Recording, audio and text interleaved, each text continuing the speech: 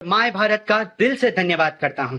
My Bharat के अंतर्गत कई सारे कार्यक्रम किए जाते हैं, जैसे विकसित Bharat young leaders dialogue, Viksit Bharat youth parliament, budget quest, mentorship program, volunteership और भी कई, जिसके माध्यम से देश भर के 2,30,00,000 से अधिक युवाओं को आगे आने का मौका मिला है। यही तो है सच्चा नेशन फर्स्ट का स्पिरिट।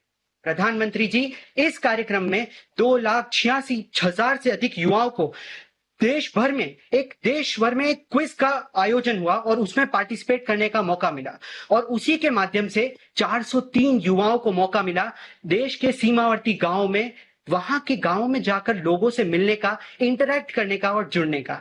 और मुझे यह मौका मिला हिमाचल प्रदेश के किन्नौर जिले के लियो गांव में।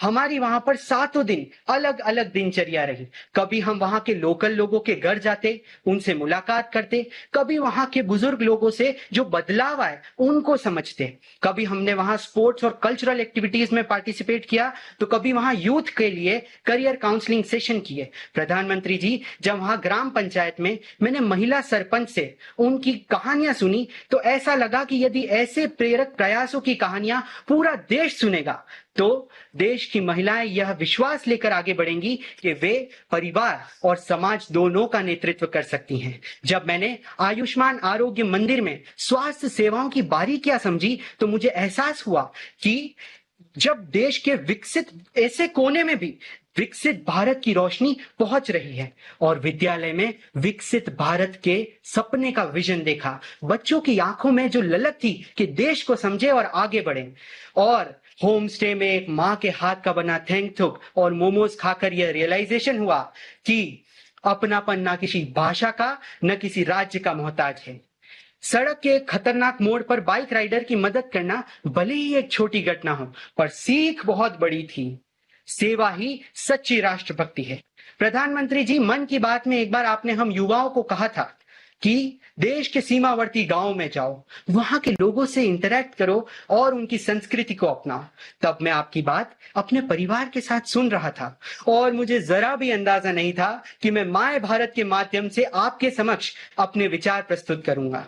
प्रधानमंत्री जी, आज ही मन की बात में आपने हमारे कारगिल विजय दिवस पर वीर सैलानियों को श्रद्धांजलि दी। उसी भावनाओं को कंटिन्यू रखते हुए, जब हमारे माय भारत वॉलंटियर्स ने भी, जब वे कारगिल वॉर मेमोरियल गए, तो वहां पर हमारे देश के वीर सैलानियों को नमन किया।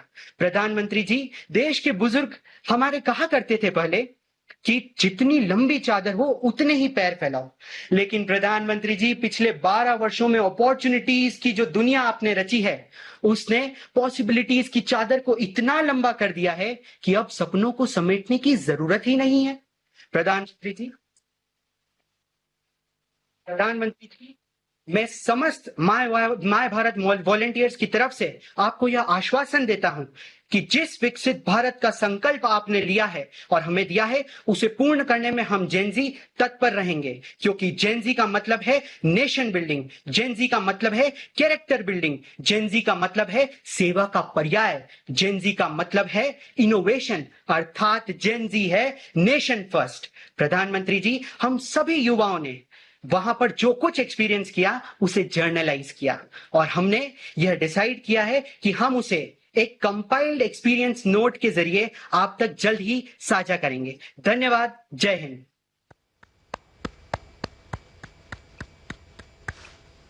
बहुत बहुत धन्यवाद दिव्यांश।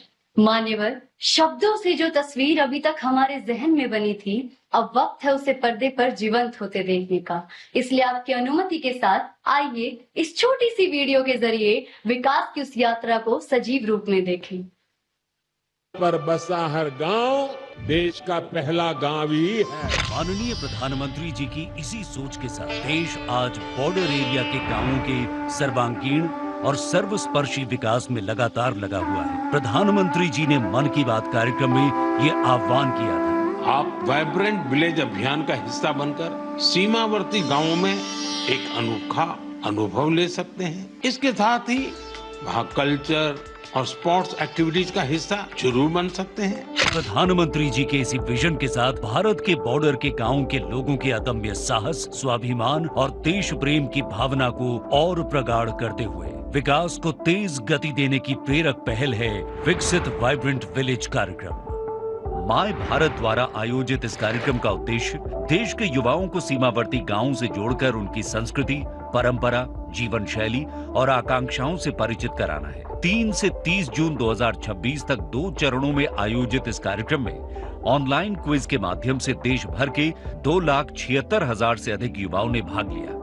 इनमें से चयनित 403 युवा स्वयं सेवकों को प्रशिक्षण के बाद लद्दाख, हिमाचल प्रदेश और उत्तराखंड के 74 सीमावर्ती गांवों में भेजा गया। आईटीबीपी के मार्गदर्शन में युवाओं ने सीमा सुरक्षा, आपदा प्रबंधन, योग और नेतृत्व का प्रशिक्षण प्राप्त किया। स्थानीय परिवारों के साथ रहकर उन्होंने सीमांत भारत की समृद्ध विरासत को निकट से जाना। ग्राम पंचायतों, किसानों, महिला स्व सहायता समूहों और स्थानीय समुदायों से संवाद के माध्यम से स्वयं सेवकों ने ग्रामीण विकास, आत्मनिर्भरता, स्थानीय आजीविका और महिला सशक्तिकरण के सफल मॉडल समझे। वहीं करियर काउंसलिंग ने सीमावर्ती क्षेत्रों के युवाओं को बेहतर भविष्य हेतु प्रेरित किया। स्वच्छता अभियान, पर्यावरण संरक्षण, एक पेड़ वीरों के नाम के तहत वृक्षारोपण और नेशन फर्स्ट चैलेंज के माध्यम से स्वस्थ जीवन शैली और घरेलू पर्यटन को बढ़ावा देने का संदेश भी दिया गया। इस यात्रा के दौरान लद्दाख के हानले डार्क स्काई रिजर्व और इंडियन एस्ट्रोनॉमिकल ऑब्जर्वेटरी का भ्रमण, हिमाचल की सांस्कृतिक विरासत से परिचय तथा उत्तराखंड में आईटीबीपी जवानों के साथ ट्रैकिंग ने युवाओं को अविस्मरणीय अनुभव प्रदान किए। कार्यक्रम का समापन सांस्कृतिक प्रस्तुतियों और प्रमाण पत्र वितरण के साथ हुआ। नमस्कार, माय भारत की वजह से मुझे विकसित वाइब्रेंट विलेज प्रोग्राम का हिस्सा बनने का मौका मिला। Here we saw the school is generating electricity through the solar panel. We are taking a step towards Viksit Bharat through these small steps. And we are really thankful to the ministry who gave us this opportunity. जय हिंद। विकसित vibrant village कार्यक्रम केवल एक अभियान नहीं, बल्कि युवाओं को राष्ट्र निर्माण और सीमावर्ती गांवों के समग्र विकास से जोड़ने वाला एक सशक्त मंच है, जो विकसित भारत 2047 के संकल्प को नई ऊर्जा प्रदान कर रहा है। राष्ट्र की तरक्की, युवा शक्ति।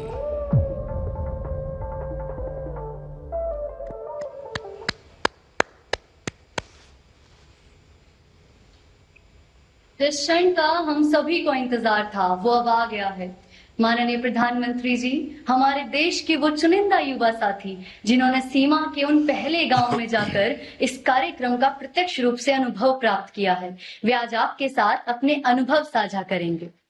सर्वप्रथम मेरा अनुरोध है दादरा एवं नगर हवेली और दमन एवं दीव से हमारे साथ जुड़ी हमारी माय भारत वॉलंटियर निकिता सोलंकी जी से कि वे अपना अनुभव माननीय प्रधानमंत्री जी के साथ साझा करें। नमस्कार झूले माननीय प्रधानमंत्री जी, मैं सोलंकी निकिता प्रवीण, केंद्र शासित प्रदेश दादरा एवं नगर हवेली दमन और दीव से माय भारत की स्वयं सेविका हूँ सर। केम छो? जी सर। केम छो? सर बहुत मजाમાં, તમે કેમ છો? આપણે એવા ને એવા।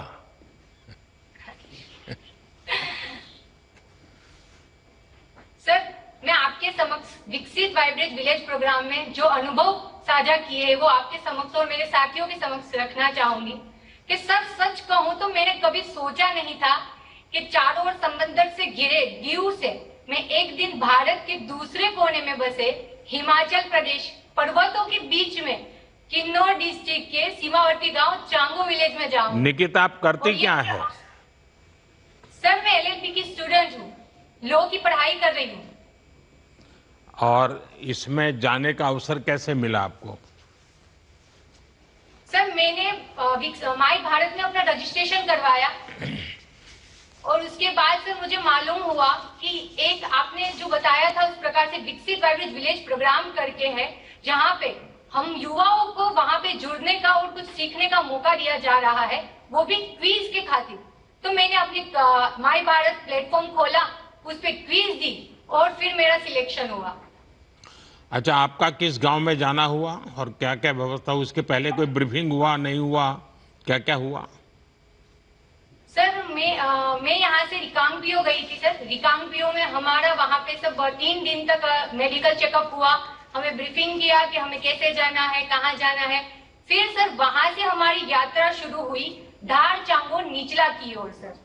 और वहाँ पे जाके सर सच बताऊं तो मैंने सोचा नहीं था कि मैं एक छोटे से द्वीप से वहां सीमावर्ती गांव तक पहुंचूंगी सर, लेकिन मुझे ये अवसर प्रदान हुआ है माय भारत के माध्यम से विकसित वाइब्रेंट विलेज प्रोग्राम के तहत।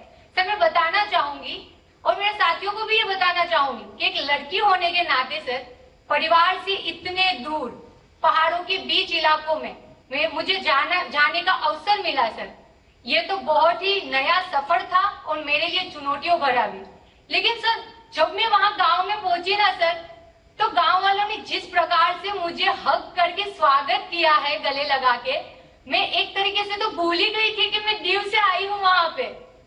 और सर मैं वहां पे मेहमान नहीं थी, मैं वहां पे उनके परिवार का एक हिस्सा बन चुकी थी। उन्होंने तो सर मुझे अपनी बेटी मान लिया था।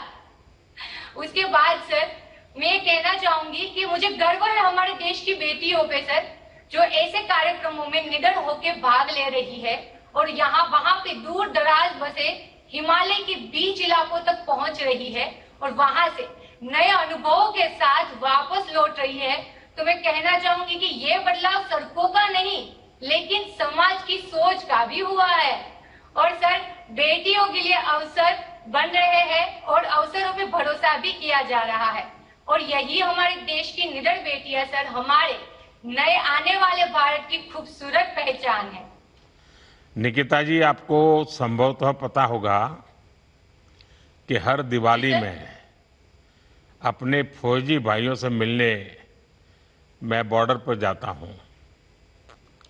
ये संयोग है कि साल 2016 में मैं दिवाली पर बॉर्डर किनारे बसे चांगो क्षेत्र में ही गया था। ओ सर निकिता, आप चांगो के जिन गांवों में गई, क्या वहां महिला प्रधानों या जनप्रतिनिधियों से मिलने का अवसर मिला? हाँ सर मिला ना हमें सर। मैं जब चांगो धार का भ्रमण कर रही थी गांव का, तो वहां की प्रधान, वहां पंचायत के प्रतिनिधि, महिलाओं, किसानों, बुजुर्गों और बच्चों से सर मैं मिली, उनसे बातचीत की। और जब मैंने महिला प्रधान से सर बातचीत की तो पता चला सर मुझे कि वो घर भी संभाल लेती है, खेती भी संभाल लेती है, वहां पे जॉब भी कर लेती है। और उससे सर मुझे एक हिंदी फिल्म का डायलॉग याद आ गया, वो स्त्री है कुछ भी कर सकती है। उनसे जो बातें हुई आपको, क्या कोई कठिनाइयां भी बताती थी क्या, या उनके जीवन की कुछ विशेषताएं हैं जो हमारी तरफ नहीं होती है? ऐसा कुछ आपके ध्यान में आया क्या? हाँ सर, मैं जब यहाँ रिकांगपिओ से चांगो के लिए सर गई तो मैंने तो अपनी तैयारी कर रखी थी कि वहां पे मैंने देखा था सर रील्स में कि वहां पे नेटवर्क्स नहीं होते, वहां पे लाइट नहीं आती सर। और जब मैं वहां पे निकली सर और मैंने जो रास्ते देखे सर, पर्वत, इतने ऊंचे ऊंचे पर्वतों और ढलान वाली जगह पे इतने पक्के रास्ते, तब मैं सोच रही थी। फिर मैंने वहां के लोगों से जाके बात की, उनसे पूछा कि ये कैसे है, तो वो बोल रहे थे कि पहले ये सब नहीं था, पहले हमें बहुत तकलीफें होती थी, लेकिन ये सिर्फ संभव हो पाया है हमारे प्रधानमंत्री ग्राम सड़क योजना के तहत ये सड़कें बनी है। और साथ ही उन्होंने ये भी बताया मुझे, ये भी बताया कि पहले हमारे घर पे ना पीने का पानी नहीं आता था, लेकिन अब हमारे प्रधानमंत्री जी की वजह से आज जल जीवन मिशन के तहत हमारे घर पे पीने का पानी मिल रहा है। साथ ही सर उन्होंने मुझे ये भी बताया कि आप लोग तो ये सोच के आए थे ना कि यहाँ पे लाइट नहीं होगी, पावर बैंक लेके आए होंगे। तो मैंने बोला कि हाँ, तो उन्होंने बताया कि नहीं, यहाँ पे 24 घंटे बिजली रहती है और नेटवर्क कनेक्टिविटी रहती है।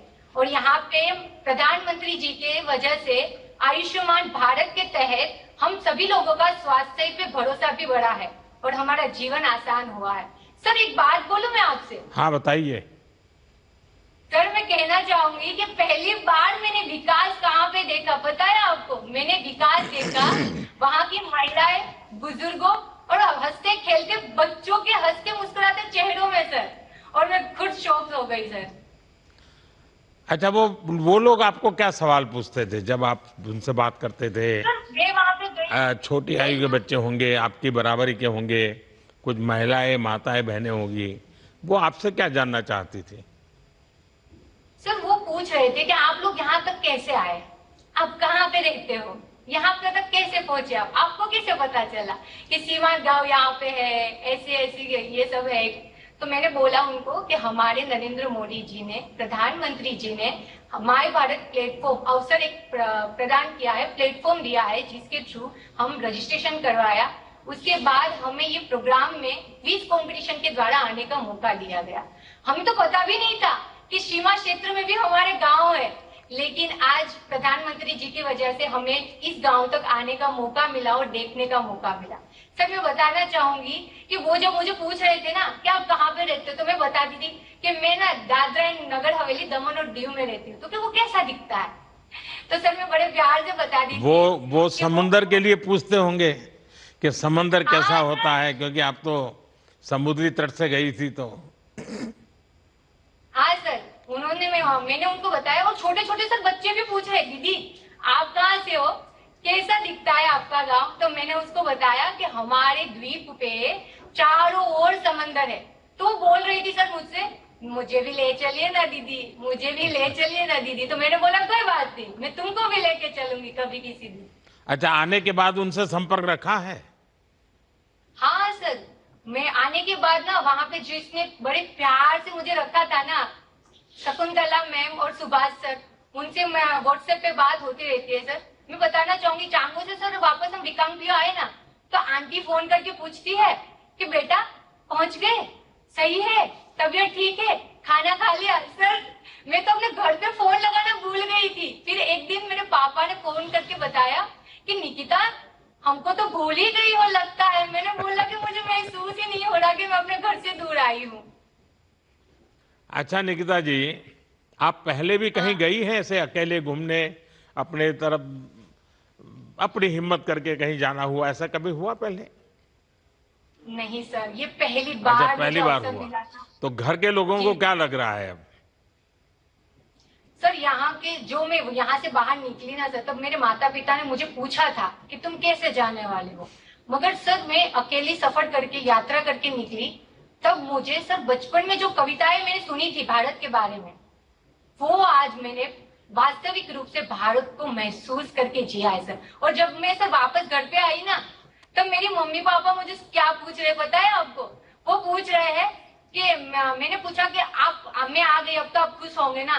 तो वो बोल रहे हमें भरोसा है हमारे प्रधानमंत्री जी पे कि हमारी बच्चियों को और से और ऊपर तक लेके जाएगी।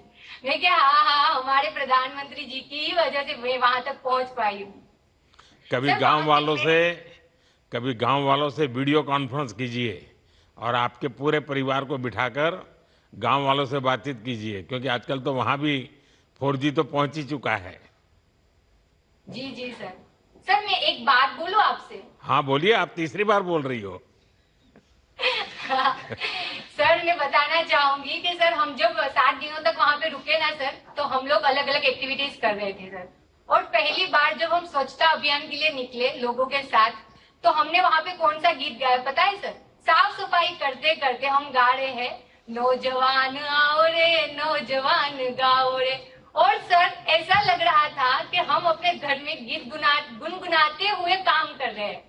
और सर उससे भी बड़ी बात आपको बताऊं, ये थी सर, हम दूसरे दिन गए बच्चों के साथ खेल कूद करने के लिए सर। हम वॉलीबॉल खेल रहे थे और वहां के बच्चों के साथ मिलके सर जो हमने नारे लगाए हैं सर, आप सुनिए जरा। वो नारे ये थे सर, हम शिव शक्ति हैशा, हम युवा शक्ति हैशा, हम जीतने वाले हैशा, हम आदि शक्ति हैशा। सर ये सुन के तो पूरे बॉडी में रोंगटे खड़े हो रहे थे। लग रहा था सर कि जैसे मैं हमारे आज की जो हमारे मीराबाई का जो प्रोग्राम होने वाला है एथलेटिक्स में, मैं सोच रही हूँ सर कि यही नारे मैं उसको प्रोत्साहित करने के लिए घर बैठे बैठे लगाऊं। देखिए, हमारे देश में सदियों से एक अच्छी परंपरा रही सामूहिकता की, और सामूहिकता के साथ गीत गाते गाते कामों को करना, और उस काम के साथ गीत भी बना देना, जो इस प्रकार का काम हो उसी का गीत बना देना। ये हमारे देश की बहुत बड़ी विशेषता रही है। उस सामूहिकता से शक्ति आती थी और गीत गाने से तनाव मुक्त काम होता रहता था। अच्छा निकिता जी, आजकल सोलो ट्रैवलिंग का बहुत ट्रेंड चल रहा है। जी solo traveling is a way of discovering the world while discovering yourself. Yes, एक तरीके से आप लोग भी सोलो गए थे, मगर वापस आते हुए माय भारत ने सबको परिवार बना दिया होगा। आपने हाँ, पूरी सर। यात्रा अकेले ही की है। ये भारत की जी, बेटियों के बढ़ते आत्मविश्वास का प्रतीक है। हमारी कोशिश धन्यवाद, है सर। कि हमारा हर युवा, हर बेटी इसी भरोसे और आत्मविश्वास से आगे बढ़े। आइए अब देखते हैं कौन हमारे साथ जुड़ रहा है। जी जी सर, धन्यवाद। जय हिंद, जय भारत, वंदे जय हिंद। मातरम। बहुत बहुत धन्यवाद निकिता जी। अब मेरा अनुरोध है जालो राजस्थान से हमारे साथ जुड़े माय भारत वॉलंटियर श्री सुनील कुमार केला जी से कि वे अपना अनुभव माननीय प्रधानमंत्री जी के साथ साझा करें। आदरणीय प्रधानमंत्री सुनील जी राम राम नमस्ते। Sir. Ram Ram sir, Ram Ram sir. ए राम राम। सुनील जी बताइए, पहले अपने बारे में बताइए और फिर आपने कहां और किस गांव का दौरा किया उसके विषय में जरा बताइए। आदरणीय प्रधानमंत्री जी, हूँ सुनील रमेश कुमार केला, राजस्थान री गौरवशाली धरती सु एक माय भारत वॉलंटियर हाँ। અને આપણો ઘણો ઘણો આભાર વ્યક્ત કરા હા कि आपने मारे जड़ा कितना युवा ने सीमावर्ती गांव में जाननो देखनो ओथाली चीज रो महसूस करनो अवसर दिनो।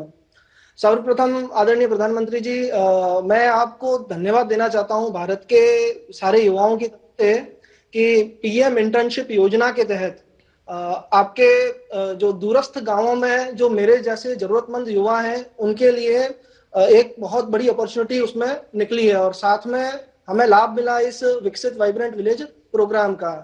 मैं राजस्थान के एक सीमावर्ती गांव से हिमाचल प्रदेश के धारचांगो उपरेला गांव में गया था। जी नहीं, आप पढ़ाई क्या करते हैं, क्या प्रवृत्ति क्या करते हैं, इसके साथ जुड़ने का अवसर कब से आया? इस कार्यक्रम के पहले कोई कार्यक्रम किया था क्या माय भारत में?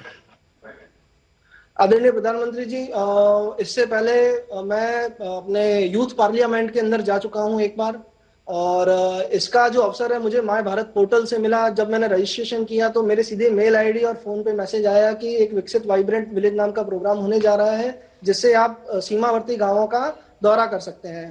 तो मुझे लगा कि इसमें मेरे लिए और मेरे जैसे अनेक युवाओं के लिए बहुत बड़ी एक अपॉर्चुनिटी है कि वो वहां पे जाएं और अपने भारत को गहराई से समझें।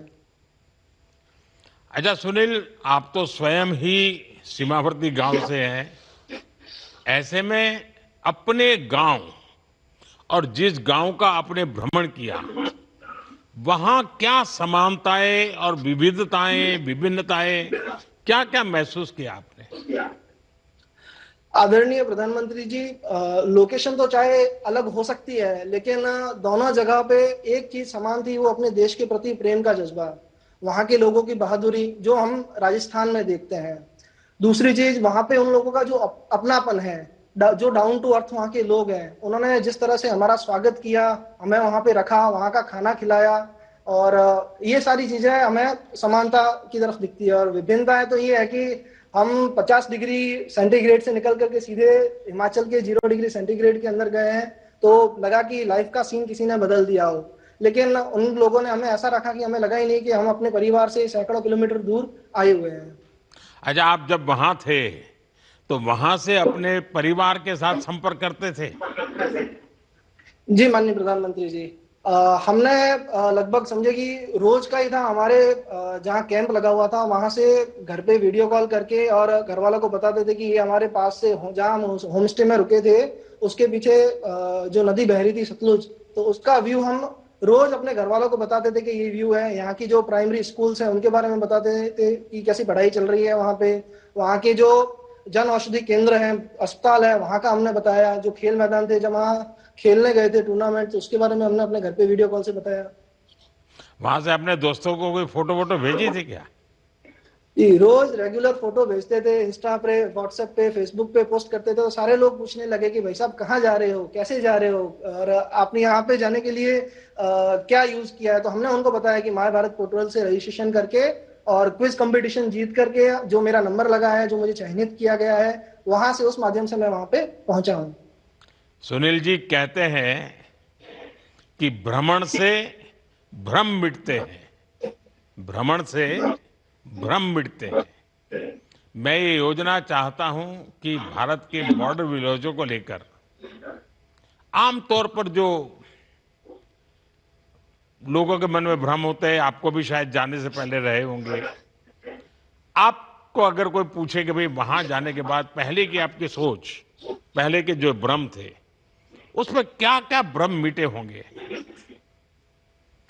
आदरणीय प्रधानमंत्री जी, जब हमारी ब्रीफिंग नहीं हुई थी, तब तक हमें ऐसा लगा कि हम वहां जाएंगे तो रास्ते कैसे होंगे वहां पहुंचने के लिए, वहां पे रहने के लिए जगह कैसी होगी, खाना कैसा मिलेगा, लाइट होगी या नहीं होगी, हमारा फोन चालू होगा कि नहीं होगा, ये सब चीजें बहुत सारी हमारे दिमाग में थी। क्योंकि ऑनलाइन जितने भी हमने आज पुराने वीडियो देखे हैं, तो उसमें हमें ऐसा लगा कि वहां पे सुख सुविधाएं बाकी भारत से अलग है। क्योंकि चूंकि मैं राजस्थान से रहता हूँ और एक बड़ा स्टेट है, बड़ा राज्य है, यहाँ लोग भी बहुत है और बाहर से लोग आते भी बहुत है। तो मुझे लगा कि बॉर्डर विलेज जो पहाड़ों के बीच में आया हुआ गांव है, वहां पे जाके कैसा होगा। लेकिन जब मैं वहां पे पहुंचा तो वहां की सड़कें हमारे राजस्थान की सड़कों को टक्कर दे रही थी। और जिस ड्राइवर भैया के साथ हम गाड़ी में बैठ के जा रहे थे, तो उन भैया ने हमें बताया कि आप जिस गाड़ी में अभी बैठ के गाने सुनते हुए मजे से जा रहे हो, यहाँ पे कुछ समय पहले तक खड्डे ही थे, बड़ी गाड़ियां आ जा नहीं सकती थी, और अब इतने शानदार हाईवे बन रहे हैं कि हमारे घर के बाहर ही सड़क आ रही है। क्योंकि हम 3 दिन बेस कैंप में रहे थे और वहां से निकल करके हमारी जो ब्रीफिंग हुई और उसके बाद हम वहां से निकल करके जहाँ अपने अपने गांव में जा गए, जैसे मैं चांगो गांव में गया था, तो उस गांव तक के लिए हमें जो मन में कल्पना थी कि हम जाएंगे, जहां तक रास्ता जा रहा है वहां तक गाड़ी में जाना और फिर उतर करके ट्रैकिंग करके और हम अपने गांव जाएंगे। तो जैसे ही हमारी आंख खुली उस बस में से, गाड़ी में से, तो हमने देखा कि हमारी जो बस रुकी हुई है वो जस्ट हमारे होम स्टे के बाहर ही रुकी है। तो वो कभी हमने विचार नहीं किया था।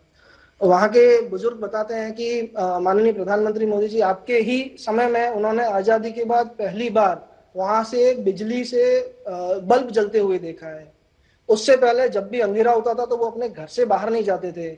और हम वहां गए तो हमने रात में वहां पे बैडमिंटन भी खेला, रात के समय। और एक बात तो मैं आपको बताना ही भूल गया माननीय मोदी जी, कि वहां पे हर जगह पे सोलर प्लेट और लगी हुई है, जहां से वो लोग बिजली यूज करते हैं। हमारे राजस्थान में मैंने बहुत सारी सोलर प्लेटें और पवन चक्कियां देखी है और रोज देखते भी हैं हम लोग, लेकिन वहां हमने देखा तो उन लोगों ने बताया कि ये हमारे माननीय मोदी जी की सोलर ऊर्जा से प्लेट बनी हुई है। अब उनको ये नहीं पता कि पीएम सूर्यघर योजना के तहत ये सारी सुविधाएं अब हर वहां पे आम जन को मिल रही है। अच्छा सुनील जी, अभी भी उन लोगों से कोई संपर्क रखते हो कि आते ही भूल गए उन लोगों को और वो आपको भी भूल गए?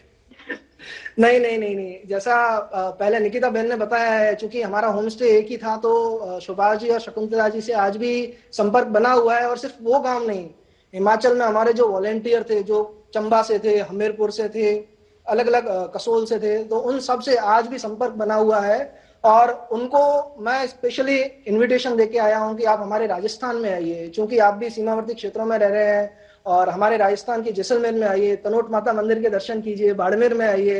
और आपके माध्यम से एक बार फिर मैं उन सबको निमंत्रण देना चाहूंगा कि आप आइए कृपया करके राजस्थान में। हमारे धोरों की जो आज इस कार्यक्रम में आपके गांव के लोग भी जुड़े हैं क्या, वहां के वाले? जी, जुड़े हुए हैं। अच्छा सुनील जी, आपसे बात करके लगा कि सीमावर्ती गांव चाहे राजस्थान का हो, कश्मीर का हो, हिमाचल का हो या फिर नॉर्थ ईस्ट का, हर जगह का युवा एक ही तरह से सोचता है। हमारे सीमावर्ती गांव के लोग भौगोलिक तौर पर भले ही दूर दिखे, पर भावनात्मक तौर पर देश से बहुत ज्यादा जुड़े हैं। इसी सोच के साथ हमने सीमावर्ती गांवों को देश का पहला गांव बनाया। वरना आपने तो अनुभव किया होगा, आजादी के बाद तो उन्हें आखिरी गांव कहकर छोड़ दिया गया था। Those who were last in priority earlier are now the first. आइए अब देखते हैं देश के किस हिस्से का युवा हमसे जुड़ रहे हैं। बहुत बहुत धन्यवाद। अनुरोध है हैदराबाद तेलंगाना से हमारे साथ जुड़ी चित्तूर की माय भारत वॉलंटियर भव्यश्री जी से कि वे अपना अनुभव हम सभी के साथ साझा करें। నమస్కారం గౌరవనీయులైన ప్రధానమంత్రి గారు, నా పేరు భవ్యశ్రీ. నేను ఆంధ్రప్రదేశ్లోని చిత్తూరు జిల్లా తరపున my Bharat Bhavya garu. Yes sir. हाँ भव्या गारू बताइए, वेरी गुड इवनिंग. पहले अपने बारे में बताइए, फिर किस गांव में जाना हुआ, आपको आज सिलेक्शन कैसे हुआ, जाने से पहले मन में कितनी दुविधाएं थी, क्या डर था, वो बताइए। Okay, sir. I'm the person who always learn beyond the academics, and I am always curious to learn new things, sir.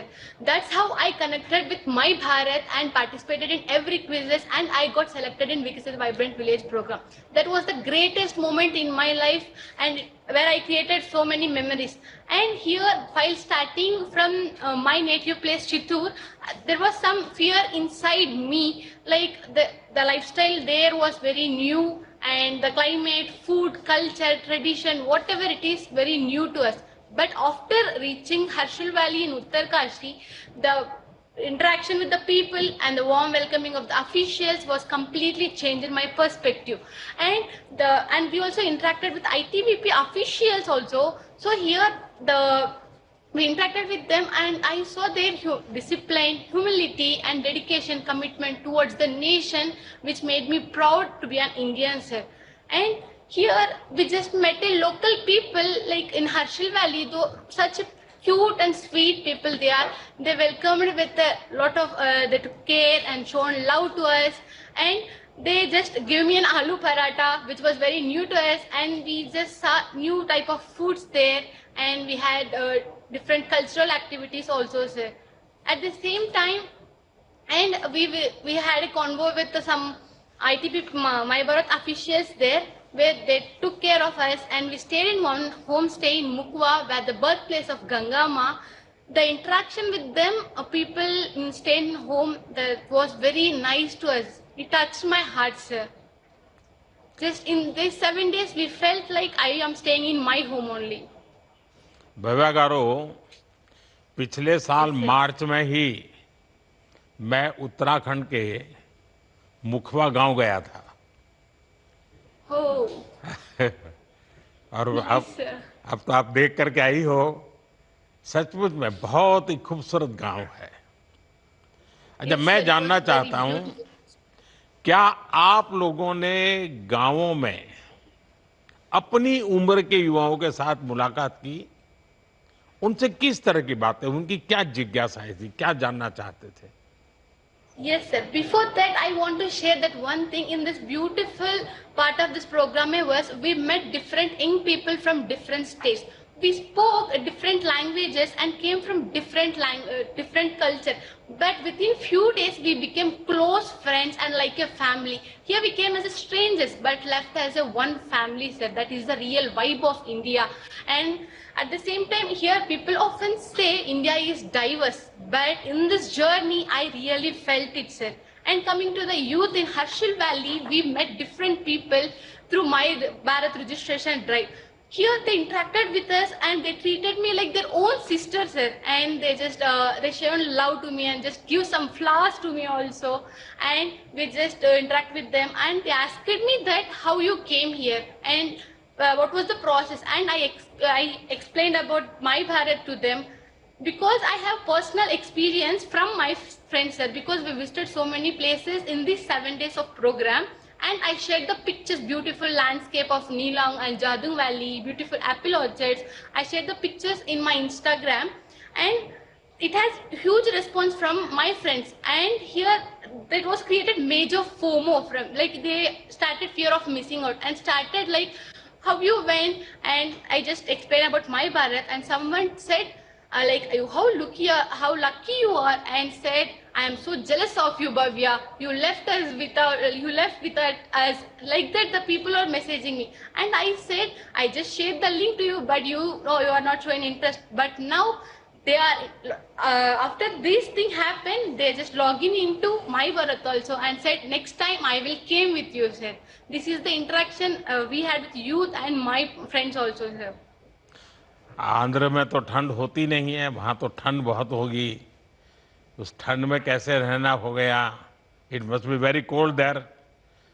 और दूसरा, वहाँ सूरज बहुत जल्दी निकलता है, सनराइज बहुत जल्दी होता है, तो कैसे मैनेज कर रही थी आप? Yes, sir. We are the people living in 30 to 40 degree of Celsius, but here in Harshil Valley it was 5 degrees Celsius, sir. We just feel there was a little bit fear inside me. How are we gonna survive there? And after reaching that, but some of the like my birth officials give some kit to us to like jacket, whatever it is, and there was the different type of clothes was there, sir, to wear. And but it's not like there is not that much different, because there is some bed sheets and cloths which was made by woolen, and we also visited some handlooming places where the woolen crafts did happen. It was such a great thing, and we just wear gloves, caps, socks. We just became like one army man, like jacket full of green color jacket and full of gloves and trekking shoes, whatever it is. It made us so warm, sir. भव्य गारू, आपके हिसाब से उन लोगों का lifestyle आप लोगों से कैसे अलग था? आपने क्या ऑब्जर्व किया about their lifestyle? Yes, sir. So here we are the people, we feel sad for little things, but after the 7 days program, here we just visited different villages like Mukhwa, Dharali, Bhagori. We interacted with the people. They are so humble and down to earth, and they just shown love, care, and with a smile. Always they are smiling like that. And we visited Dharali also, where the landslide occurs. And I interacted with one of the people. Like, it was very hard to live here, right? How you are living, like it was happening, landslide was continuously happening, right? So how you are staying here, like that I asked it. They just answered me with a smile. It will happen, but if we will go from here. It was a native place of us. It was the birthplace of us. If we leave, then who will stay here? Like that they answered. At that time, I realized that how people are so confident here. There are hardships, so many hardships are there, so many things are happening, but they are staying here with lot of confidence. That's the thing I learned from them, sir. अच्छा, वहाँ के लोगों का dance बहुत slow होता है और बहुत रिदमेटिक होता है। आपने डांस वगैरह सीखा क्या? डांस स्लो అక్కడికి డాన్స్ చాలా స్లోగా ఉంటుంది, రిథమ్ ఉంటుంది. Yes, sir. The dance was very slow, and in our last day we had cultural activities also. Here we saw some of the cultural activities. The Gadwali song they played, and some of did dance for that. It was like slow motion. First we felt like why these people are just moving like that. After that we sync with rhythm. It was feel like very good dance. In our state we had like and I'll say in Telugu it was a Natu. Like full we will dance with full of josh and we just get tired. But there it was slow motion with a rhythm, sir, which felt like a meditation and peaceful thing. We just felt like we just went to dream and we just seeing like that only. There is no that much hard and not like that, and just we are like dreaming and seeing them. They are just dancing like with a slow motion. We are also dancing with like that. Bhavya गारू, आपसे बात करके ये भावना और सशक्त हुई है कि मेरे देश के युवा के लिए सबसे पहले देश है. The way you have upheld the spirit of Ek Bharat Shresth Bharat will inspire others. अच्छी बात यह है कि आपने खूब मौज मस्ती की। सही में आपकी रील्स देखकर तो आपके आंध्र प्रदेश वाले दोस्तों फूंगों में आ गए होंगे। ऐसे ही हमेशा प्रसन्न रहे। बहुत बहुत बधाई। चलो अब और किसी से बात करते हैं। किससे बात करनी है अब? बहुत धन्यवाद भव्यश्री जी।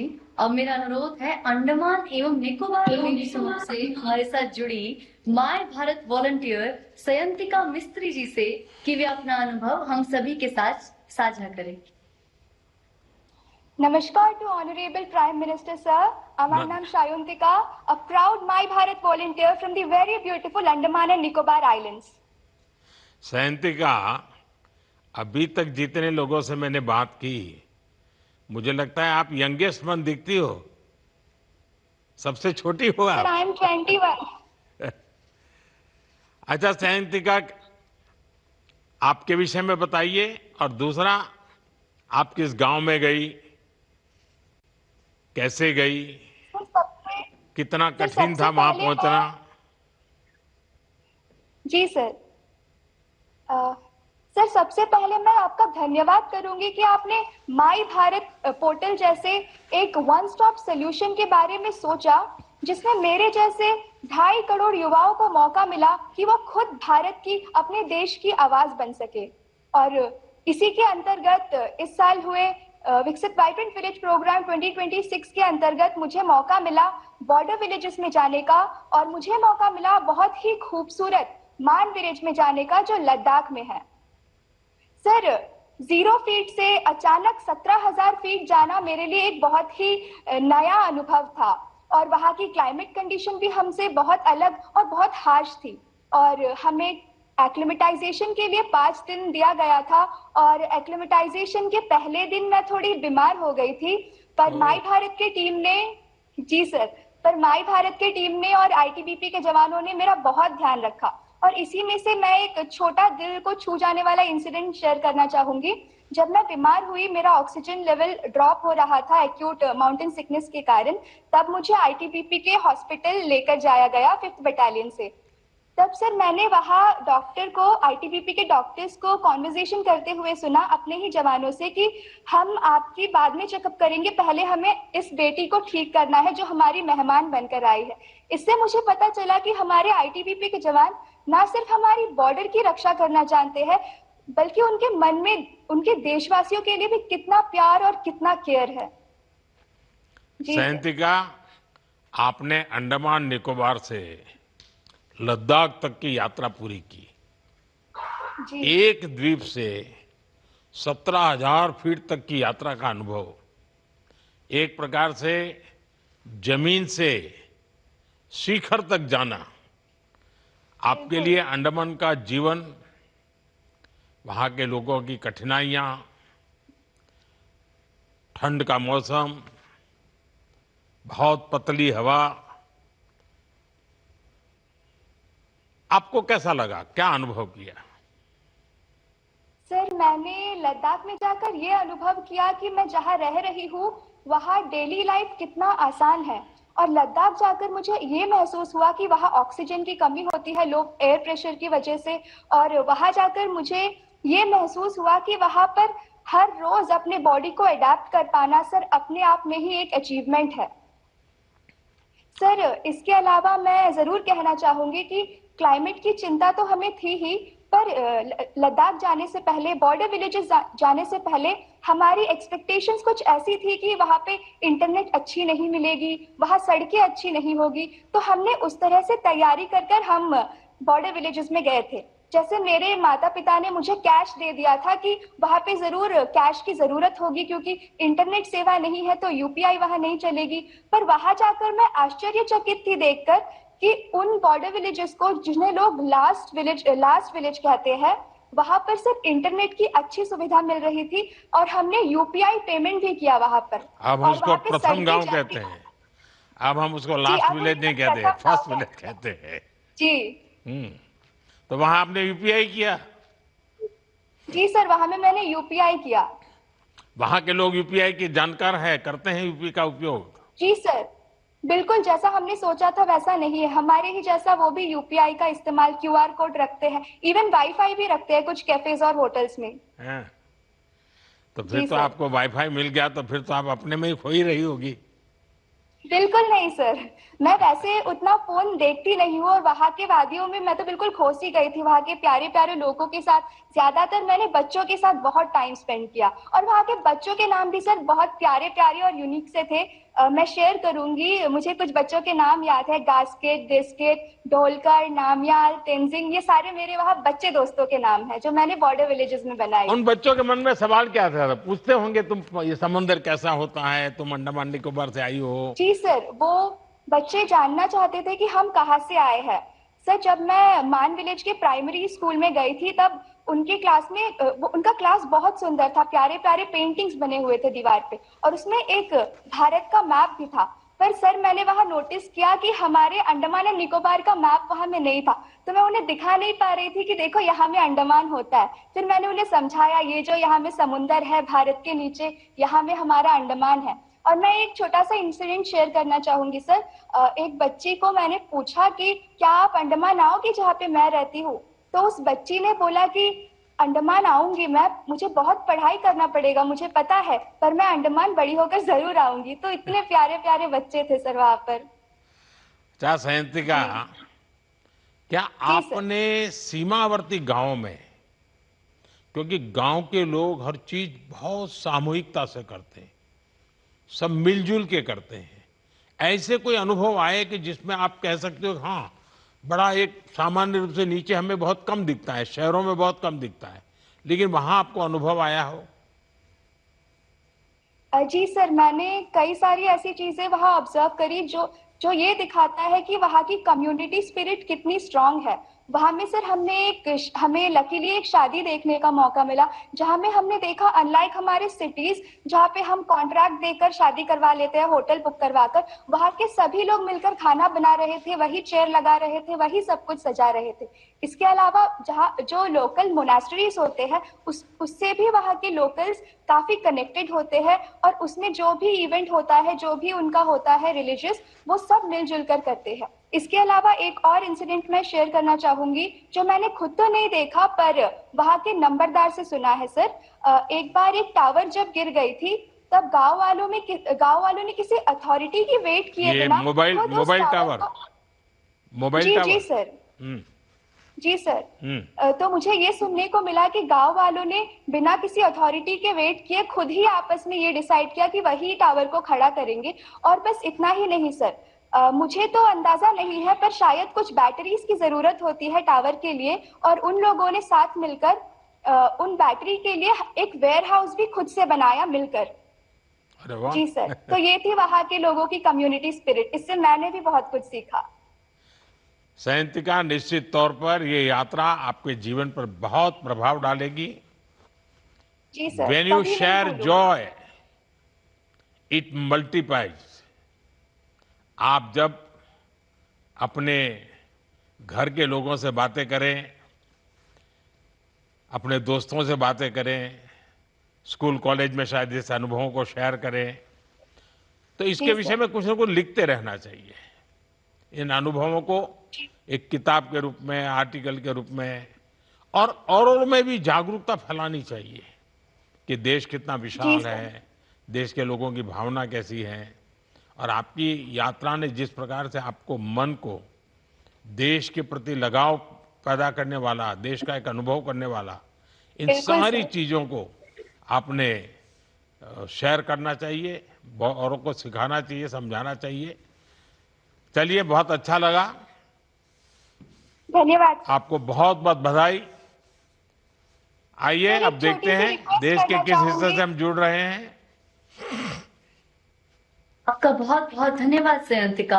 और अब मेरा अनुरोध है जौनपुर उत्तर प्रदेश से हमारे साथ जुड़े माय भारत वॉलंटियर आशीष सोनी जी से कि वे अपना अनुभव हम सभी के साथ साझा करें।